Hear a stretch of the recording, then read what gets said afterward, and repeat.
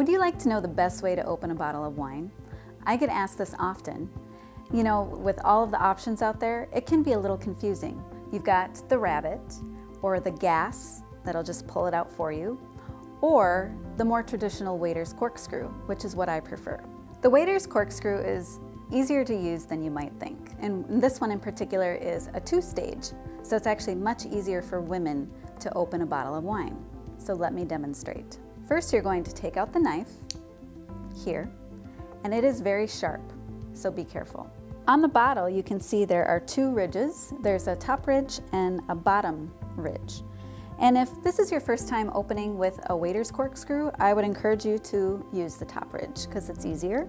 The bottom ridge is what professionals use at a restaurant, and it's just going to be a little harder because you have to actually get the foil over that ridge. So for ease, let's do the top.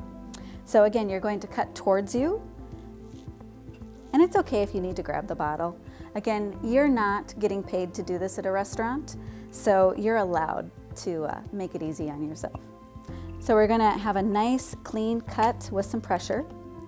We're gonna pull back this foil, which comes off real easily because again, the knife is very sharp. We're gonna close our knife. And now we're gonna take out the worm. The worm is the squiggly little part in the middle here. What we're gonna do the easiest way is you put your finger along that worm and you're gonna do a 45-degree angle going into the cork. Now I will tell you this one is a synthetic cork, so it might be a little hard to open, but we're gonna take our finger, have it angled, and get it so it's just off center. And so when you twist it, it's going to be almost directly in the center. So we're gonna twist it down. And we're actually going to leave about a half of a ring. Now, why would we leave a half of a ring, might you add? Well, that is because in a cork, we don't want the cork to go into the wine because it'll change the taste of the wine. You know, you get something a little gritty in your mouth, that's not pleasant. So once we have the worm in the middle here, we're going to do our first stage. Okay, so this one again is real easy. You push it in and it's gonna come up halfway or a little more than halfway. Then you're ready for the second stage.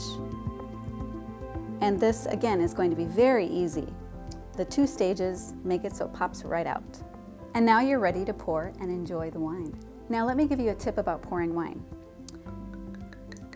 If you pour and then twist, the wine's gonna come off nice and clean and it won't drip. I'm Jennifer Chou with the Savvy Grape, where your next glass is simplified. Cheers.